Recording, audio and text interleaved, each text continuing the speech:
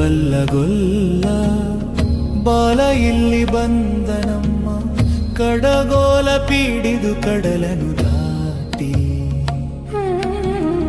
ಉಡುಪಿಯೊಳಾಡಲೆಂದು ತಾಯಿ ಯಶೋದೆಯ ದಂಡನೆಗೆ ಬೆದರಿ ಬಂದನೆ.